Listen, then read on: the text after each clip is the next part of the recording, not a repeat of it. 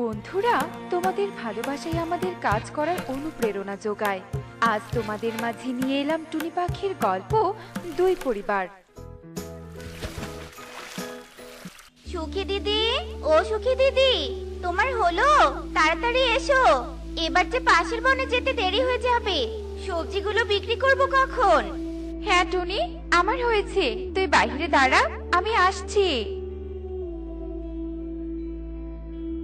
মা পারুল, তুই ঘরেই থাকিস, কোথাও যাস না কেমন? আচ্ছা ঠিক আছে মা, আমি ঘরেই থাকবো। তুমি ফেরার সময় আমার জন্য সন্দেশ নিয়ে এসো, ঠিক আছে? আচ্ছা ঠিক আছে, আমি সন্দেশ নিয়ে আসবো, তুই কোনো চিন্তা করিস না। মা, তুমি আমার জন্য সন্দেশ নিয়ে এসো, আমারও সন্দেশ খেতে ইচ্ছে করছে। আমাকে বলতে হবে না রে মা, তুই না বললেও আমি তোর জন্য সন্দেশ নিয়ে আসতাম। তোরা দুজনে ঘরে বসে খেলা কর, আমাদের সবজি বিক্রি করা হলে আমরা বাড়িতে চলে আসবো। এরপর টুনি ও সুখী পায়রা সবজি বিক্রি করতে পাশের বনে যায়। সবজি নিবে গো, সবজি, তাজা তাজা সবজি। তোতা, এই বনে তো সবজির দাম অনেক কম। চল, আমরা সবজি কম দামে কিনে সেগুলো অন্য বনে নিয়ে গিয়ে বেশি দামে বিক্রি করব। আচ্ছা ঠিক আছে ঈগল দাদা, চলো তবে। কি ব্যাপার সুখী দিদি, আজকে তো কেউ সবজি কিনেই নিচ্ছে না। তবে কি আজ আমরা সবজি বিক্রি করতে পারবো না? তাই তো মনে হচ্ছে টুনি। এই যে তোমরা এখানে সবজি বিক্রি করতে পারবে না, তাই না? সবজি বিক্রি করবেই বা কি করে? এখানে তো সবজির দামই নেই। আমি বলি কি, তোমরা আমাকে এই সবজিগুলো দিয়ে দাও। সবজিগুলোর যা দাম হয় তা আমি তোমাদের দিয়ে দিব। দাদা, তুমি সবজিগুলো নিবে? তাহলে তো ভালোই হয়। আচ্ছা ঠিক আছে দাদা, আমরা তোমার কাছে সবজিগুলো বিক্রি করতে চাই। এই নাও সবজি। এই নাও তোমাদের টাকা। দাদা, এখানে তো অনেক কম টাকা। আমরা প্রতিদিন সবজি বিক্রি করে যা টাকা পাই, এতে তো তার অর্ধেকও নেই।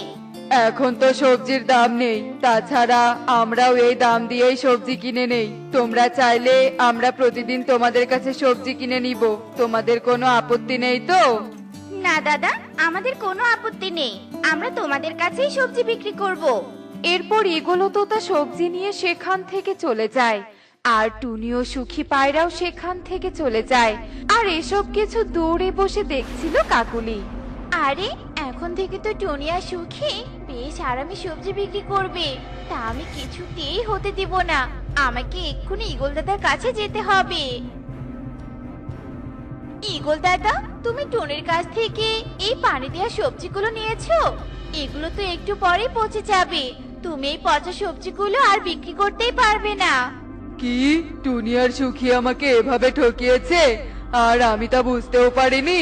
টুনি আর সুখীকে তবে তো উচিত শিক্ষা দিতেই হবে।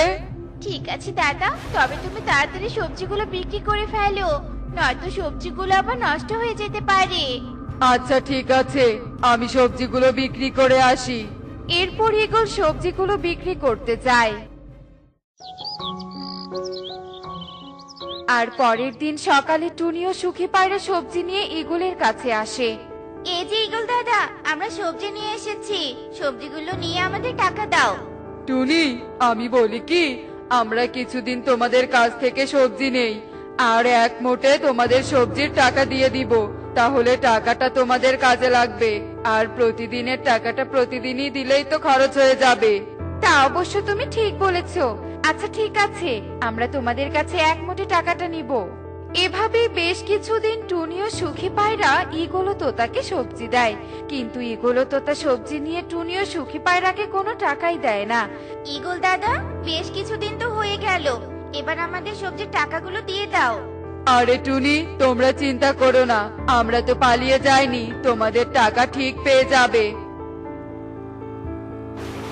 টুনি, এই ঈগল দাদা মনে হয় আমাদের ঠকাচ্ছে। উনি মনে হয় আমাদের টাকা মেরে দেওয়ার ফোন দিয়াচ্ছে। হ্যাঁ সুখী দিদি, আমারও তাই মনে হয়। আমরা আর ঈগল দাদার কাছে সবজি বিক্রি করব না, আমরা অন্য কোথাও সবজি বিক্রি করব। এ কথা বলে টুনি ও সুখী পায়রা সেখান থেকে চলে যায়। তোতা, ওরা মনে হয় আমাদের বুদ্ধি ধরে ফেলেছে, ওরা আমাদের কাছে আর সবজি বিক্রি করবে না। চল, আমরা কাকুলির কাছে যাই। আরে ঈগল দাদা, তুমি কি মনে করে? এরপর ঈগল কাকুলিকে সমস্ত কথা খুলে বলে, আর সব শুনে কাকুলি বলতে থাকে, ঈগল দাদা, তুমি কোনো চিন্তা করো না, আমি ওই টুনি ও সুখীকে এই বন থেকে তাড়ানোর ব্যবস্থা করছি। টুনি, তুই তোর মেয়েকে নিয়ে এক্ষুনি এই বন থেকে চলে যা। আর সুখী, তুইও তোর মেয়েকে নিয়ে চলে যা। কেন? আমরা তোমার কথা শুনে এই বন থেকে চলে যাব কেন শুনি? আমরা এই বনে সব থেকে ধনী পাখি। আমরা চাই না তোদের মতো গরিব দুই পরিবার আমাদের এই বনে থাকুক। তাই তোরা এক্ষুনি এই বন থেকে চলে যা, নয়তো তোদের মারতে মারতে এই বন থেকে তাড়িয়ে দিব। না, তোমরা আমাদের মেরো না, আমরা এ বন থেকে চলে যাচ্ছি। টুনি, তুই ভালো চাস তো কাকুলি দিদির মুখের ওপর কথা বলিস না। তুই তো জানিস আমরা গরিব পাখি, আমরা চাইলেও কিছু করতে পারবো না। এরপর টুনি ও সুখী পায়রা তাদের বাড়ি থেকে বেরিয়ে যায়। আর টুনি ও সুখী পায়রার বাড়িতে ঈগল ও তোতা থাকতে শুরু করে। কাকুলি, তোমাকে অনেক ধন্যবাদ এই বনে আমাদের থাকার জায়গা করে দেওয়ার জন্য। আচ্ছা ঠিক আছে, তোমাকে আর ধন্যবাদ দিতে হবে না। তুমি যে বনে থাকতে চেয়েছো এটাই তো আমার সৌভাগ্য। আচ্ছা, তুমি বিশ্রাম করো, আমি এবার আসি। সুখী দিদি, এখন আমরা কোথায় যাব কিছুই যে বুঝতে পারছি না। টুনি, তুই চিন্তা করিস না, সৃষ্টিকর্তা নিশ্চয়ই কোনো না কোনো পথ খোলা রেখেছে। দেখিস, ঠিক একটা ব্যবস্থা হয়ে যাবে। ওই তো দূরে কিছু ঘাস দেখা যাচ্ছে, চল আমরা ওই ঘাসগুলো দিয়ে দুটো ঘর বানাই। আচ্ছা ঠিক আছে, চলো আমরা ঘাসের ঘর বানাবো। এরপর টুনি ও সুখী পায়রা ঘাসের ঘর বানায় আর সেখানেই থাকতে শুরু করে। আর এভাবেই বেশ কিছু দিন কেটে যায়। আর একদিন রাতে তোতা ও ঈগল কাকুলির ঘরে চুরি করতে যায়, আর কাকুলির আলমারি থেকে সব টাকা চুরি করে নিয়ে চলে যায়। এ কি কালু, আলমারিতে তো দেখছি একটা টাকাও নেই। টাকাগুলো কোথায় গেল? কাকুলি, তুমি এসব কি বলছো? টাকার আবার হাত পা গজিয়েছে নাকি যে আলমারি থেকে হেঁটে হেঁটে চলে যাবে? কাকুলি ও কালু কাক যখন টাকা খুঁজছিল তখন সেখানে ঈগল ও তোতা আসে। কালু কাকুলি, তোমরা এ বন থেকে চলে যাও। এ বনে এখন আমি সব থেকে ধনী পাখি, তাই আমি চাই তোমাদের মতো গরিব পাখি এ বনে যেন না থাকে। ঈগল দাদা, তুমি এসব কি বলছো? একদিন আমি তোমাকে এই বনে থাকতে দিয়েছিলাম, আর আজ তুমি আমাকে এই বন থেকে তাড়িয়ে দিতে চাইছো? আর তুমি ধনী পাখি হলে বা কি করে? তার মানে তুমি আমাদের টাকা চুরি করেছো? সব যখন বুঝেই ফেলেছিস তখন আর তোর কাছে কথা লুকিয়ে লাভ নেই। এখন তাড়াতাড়ি বাড়িটা ফাঁকা করে দে তো দেখি, নয়তো আমাকে অন্য ব্যবস্থা করতে হবে। আহ আহ আহ আহ আহ। এরপর কাকুলি ও কালু কাক বাধ্য হয়ে বাড়ি থেকে বেরিয়ে যায় আর থাকার জন্য জায়গা খুঁজতে থাকে। তখন তারা টুনি ও সুখী পায়রার ঘাসের ঘর দেখতে পায়। কালু, আমরা তো সব হারিয়ে ফেললাম, যাওয়ার মতো আর কোনো জায়গা নেই। এখন আমরা কোথায় থাকবো? কাকুলি, ওই দেখো সামনে দুটো ঘাসের ঘর দেখা যাচ্ছে। চলো তো দেখি ওখানে একটু আশ্রয় পাওয়া যায় কিনা। হ্যাঁ কালু, চলো। ভিতরে কেউ আছো? দয়া করে আমাদের একটু সাহায্য করো। কেউ কি ভিতরে আছো? এ কি কাকুলি দিদি, তোমরা তোমরা এখানে কেন? আমাদের বঞ্চনা করেও কি তোমাদের শান্তি হয়নি? এখন আবার এখানে এসেছো? টনি, তুই আমাকে ক্ষমা করে দে।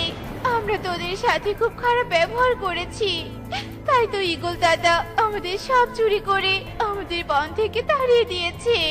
ঠিকই হয়েছে, তোমরা প্রতিবেশীকে সাহায্য না করে বাইরের পাখিকে সাহায্য করেছো, তাই সব হারিয়েছো। প্রতিবেশীরা সব সময় বিপদে আপদে সাহায্য করে, পাশে থাকে। যতই বিপদ আসুক না কেন একসঙ্গে মোকাবেলা করা যায়। কথায় আছে না, 10-এর লাঠি 1-এর বোঝা। আজ তোমরা যদি আমাদের বন ছাড়া না করতে, তবে আর তোমাদের ও বন ছাড়া হতে হতো না। যাও যাও, এখন এখান থেকে চলে যাও, আমরা তোমাদের কোনো সাহায্য করতে পারবো না। এরপর কাকুলি ও কালু কাক আর কিছু না বলে সেখান থেকে চলে যায়। আর এভাবেই তারা তাদের কর্মের শাস্তি পায়।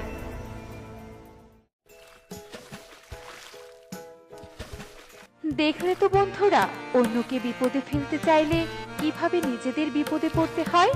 তাই আমরা কখনো অন্যের ক্ষতি করব না, একে অন্যকে সাহায্য করব। এমনই সব মজার মজার শিক্ষণীয় টুনি পাখির গল্প দেখতে আমাদের পাশেই থেকো। আর গল্পগুলো কেমন হচ্ছে তা কমেন্টে জানাতে ভুলো না কিন্তু। Bye bye.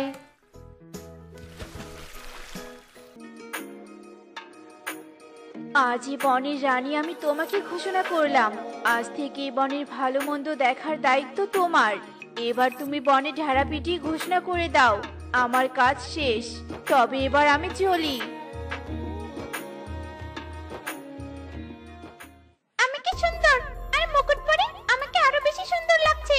সত্যি এই বনের রানী হওয়ার যোগ্য একমাত্র আমি। তবে কি আমি রানীর কন্যা রাজকুমারী মোটুসি? তবে তো আমি অন্য পাখিদের থেকে একদম আলাদা, তাই না মা? হ্যাঁ, তা তো অবশ্যই। তোর সাথে কি অন্যদের তুলনা চলে? যাকে প্রহরী, প্রহরী, এই যে প্রহরী, বনে ঢেড়া পিটিয়ে ঘোষণা করে দাও, আজ থেকে এই বনের রানী হলাম আমি। আচ্ছা ঠিক আছে রানীমা। শোনো শোনো শোনো, বনের পাখিদের জন্য একটি জরুরি ঘোষণা। এবার এ বনের রানী হিসেবে মায়াপরী ময়ূরীকে মুকুট পরিয়ে দিয়েছে। আজ থেকে এ বনের রানী হলো ময়ূরী। শোনো শোনো শোনো। শুনেছিস টুনি, আজকের ঘোষণা, আমাদের বনের নতুন রানী ঘোষণা করা হয়েছে। এবার এই বনের রানী হলো ময়ূরী। হ্যাঁ, তা তো আমিও শুনেছি। ময়ূরী তো আগে থেকেই তার রূপ নিয়ে অহংকার করত, এখন তো আবার রানী হয়েছে। বিধাতাই জানে আমাদের জন্য কি অপেক্ষা করছে। দেখাই যাক কি হয়। যাকগে টুনি, আমার জমিতে সার ছিটানো শেষ, আমি এবার চলি রে। এই বলে কালু কাক চলে যায়, আর টুনি তার জমি চাষ করতে থাকে। এদিকে ময়ূরী বনের রানী হয়ে আরো অহংকারী হয়ে ওঠে। সে বনের পাখিদের একদম সাহায্য করত না, বরং সব পাখিরা ময়ূরীর ভয়ে আতঙ্কে দিন কাটাতো। আরে মতুসি, তুই সাইকেল কিনেছিস দেখছি। শুধু সাইকেল নয়, আমাকে একটা নিউ কারও কিনে দিয়েছে। আমার কারটা তো অনেক সুন্দর দেখতে। তোর নতুন কারও আছে? আর আমাদের তো একটা সাইকেলও নেই। যাকে মা বলেছে অন্যের জিনিস দেখে লোভ করতে নেই, নিজের যা আছে তাই নিয়ে খুশি থাকতে হয়। সেটা তোর মা গরিব বলে একথা বলেছে। সাইকেল বা কার কিনে দেবার মতো তো তোর মায়ের ক্ষমতা নেই। তোদের মতো ছোট পাখির সাথে আমি কেন যে কথা বলছি? দেখো, রানী মেয়ে হয়েছিস দেখে তোর এত অহংকার। শোন, একটা কথা সবসময় মনে রাখবি, অহংকারের ফল কখনোই ভালো হয় না, বুঝেছিস? আর তুই কি আমাদের সাথে কথা বলবি না? আমরা আজকে থেকে তোর সাথে কোনো কথাই বলবো না, তোকে কোনো দিন খেলতেও নিব না। এত বড় অপমান! আমি তাদের দেখে নেব তাদের। এরপর মৌটুসি রেগে গিয়ে সাইকেল নিয়ে সেখান থেকে চলে যায়। আর কিছু দূর যেতেই একটা গাছের শেকড়ে হোঁচট খেয়ে মৌটুসি পড়ে যায়। শয়তান গাছ, তোর শেকড়ে ভাবে চারপাশে ছড়িয়ে দিয়ে আমাকে ফেলে দিলি। তুই জানিস আমি কে? আমি হলাম রাজকুমারী মৌটুসি। আমাকে ফেলে দেওয়ার শাস্তি তোকে এবার পেতেই হবে। এরপর মৌটুসি রাগ করে সেখান থেকে চলে যায়, আর বাড়ি গিয়ে কাঁদতে কাঁদতে তার মাকে সমস্ত ঘটনা খুলে বলে। মা, আমি চাই ওই গাছের তোকে শাস্তি পাক। তুমি এক্ষুনি প্রহরী পাঠিয়ে তোকেদের বাড়িটা ভেঙে দাও মা, আর ওই গাছটাও কেটে ফেলো। তোকে আর কাটতে হবে না, ওদের শাস্তির ব্যবস্থা আমি করে দিচ্ছি। প্রহরী, প্রহরী, যাও এক্ষুনি টুনিদের বাড়িটা ভেঙে দিয়ে এসো, আর এই পথের মাঝে গাছটাও কেটে ফেলবে। রানীর এমন আদেশে প্রহরীরা টুনির বাড়ি ভেঙে দেয়, আর বনের সেই গাছটাও কেটে ফেলে। কাঁদিস না টুনি, আমরা সকলে মিলে নতুন করে আবার তোর ঘর বানিয়ে দিব। এরপর সকল পাখি মিলে টুনির জন্য একটা নতুন ঘর তৈরি করে দেয়। একদিন, মা, উত্তরের রাস্তার কাছে অনেক শিকড়, আমার সাইকেল চালাতে অনেক কষ্ট হয়। তুমি উত্তরের সব গাছ কেটে ফেলো, আমার ওই পথে যেতে অসুবিধা হয়। আচ্ছা, আমি সব গাছ কাটার ব্যবস্থা করে দিচ্ছি। প্রহরী, এই যে এই গাছটা কেটে ফেলো। আমাকে কেটো না, আমাকে দয়া করে কেটো না, আমার গুড়ি থেকে নতুন চারা বেরোচ্ছে। দয়া করে আমাকে বাঁচতে দাও আমাকে। একদম টাকা কাটা কাটবে না, শিকড়গুলো ছড়িয়ে ছিটিয়ে দেওয়ার সময় মনে থাকে না? এখন খেতে একদম লাভ নেই। এই যে প্রহরী, এই গাছটা আগে কাটো তো। আর মুহূর্তের মধ্যেই উত্তরের সব গাছ কেটে ফেলা হয়। রানী ময়ূরী সবসময় শুধু নিজেকে নিয়েই ভাবতো। বনে একদম বৃষ্টি হচ্ছে না, চারপাশ শুকিয়ে কাঠ হয়ে যাচ্ছে। আমাদের সবুজ শ্যামল বনটা ওই রানীর জন্য শেষ হতে বসেছে। বনের এই অনাবৃষ্টির কারণ হলো ওই রানী। রানী নির্বিচারে গাছ কাটছে, আর গাছ কাটার জন্য পরিবেশের ভারসাম্য নষ্ট হচ্ছে। তাই তো বনের এই করুণ অবস্থা হয়েছে। যদি রানী এভাবে নির্বিচারে গাছ কাটে, তবে আমাদের বন যে একেবারে মরুভূমি হয়ে যাবে। তার আগেই আমাদের কিছু একটা করতে হবে। উত্তরের এক কোণে একত্রে 3টি গাছ অবস্থিত। শুনেছি ওই গাছ 3টি নাকি প্রকৃতি দেবীকে আহ্বান করতে পারে। চলো সবাই, আমরা সকলে ওই 3 গাছের কাছে রানীর বিরুদ্ধে বিচার দেই। হ্যাঁ হ্যাঁ, চলো চলো। এরপর সকল পাখি একত্রে ওই 3 গাছের কাছে যায়, আর 3 গাছকে সমস্ত কথা খুলে বলে।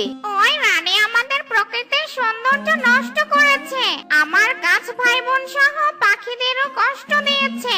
তাই এবার ওই ময়ূরের পরিবারকে শাস্তি পেতেই হবে। তুই একদম ঠিক বলেছিস। এবার আমরা প্রকৃতি মাতাকে আহ্বান করব। প্রকৃতি মাতা, প্রকৃতি মাতা, দেখা দিন মাতা, আপনাকে যে আমাদের খুব প্রয়োজন। বল বাছা, কি হয়েছে? হঠাৎ আমাকে আহ্বান করলি যে? এরপর 3 গাছ সমস্ত কথা প্রকৃতি মাতাকে খুলে বলে। ওই ময়ূরীর এত সাহস, আমার প্রকৃতির গাছপালা প্রাণীদের ও এভাবে কষ্ট দিয়েছে। 3 গাছ, ওই রানী তার ক্ষমতার জোরে তোমাদের বাকি গাছ বন্ধুকে নিধন করেছে। তাই আমি চাই তোমরা 3 গাছই ওই রানীর বিচার করো। হ্যাঁ হ্যাঁ, আমরাও 3 গাছের বিচার দেখতে চাই। পাখিরা, তোমরা যাও আর ওই ময়ূরের পরিবারকে এখানে ধরে নিয়ে এসো। এরপর বনের সকল পাখি মিলে ময়ূরী আর মৌটুসিকে সেখানে ধরে নিয়ে আসে। তোদের এত বড় সাহস, আমাকে এখানে ধরে নিয়ে আসিস? আমি তোদের এই বন ছেড়ে করেই ছাড়বো। তার হবে না, এবার আমরা 3 গাছ তোর বিচার করব। প্রকৃতি দেবী 3 গাছের উপর জাদু শক্তি প্রয়োগ করে। এরপর 3 গাছ তাদের শেকড় বের করে মৌটুসি আর ময়ূরীকে বেঁধে ফেলে। একদম উচিত শিক্ষা হয়েছে। গাছ, এবার এদের বেশি বেশি শাস্তি দাও। আমাদের ছেড়ে দাও, আমাদের ছেড়ে দাও, আমাদের মেরো না, আমাদের খুব লাগছে, আমাদের ছেড়ে দাও। যখন তোরা গাছ কাটতি, গাছকে আঘাত করতি, তখন কি তোরা তাদের কষ্ট বুঝেছিলি? তোদের জন্য আজ প্রকৃতির ভারসাম্য নষ্ট হয়েছে। গাছ তোদের বাঁচার জন্য প্রয়োজনীয় অক্সিজেন দেয়, আর সেই তোরা গাছ কেটে নিধন করেছিস। এমনিতেই ভুল হয়ে গেছে, আমাদের তোমরা ক্ষমা করে দাও। আমরা আমাদের ভুল বুঝতে পেরেছি। আমরা তোকে ক্ষমা করে দিব, তবে একটা শর্তে, আর তা হলো আজ থেকে প্রতিদিন তোরা 2 জন 50টি করে বনে গাছ রোপণ করবি। পর ময়ূরী আর মৌটুসি গাছের কথা মতো প্রতিদিন বনে 50টা করে গাছ রোপণ করে, আর এভাবেই 3 গাছের বিচারে তারা শাস্তি পেতে থাকে। আর এভাবেই 3 গাছের বিচার সম্পূর্ণ হয়।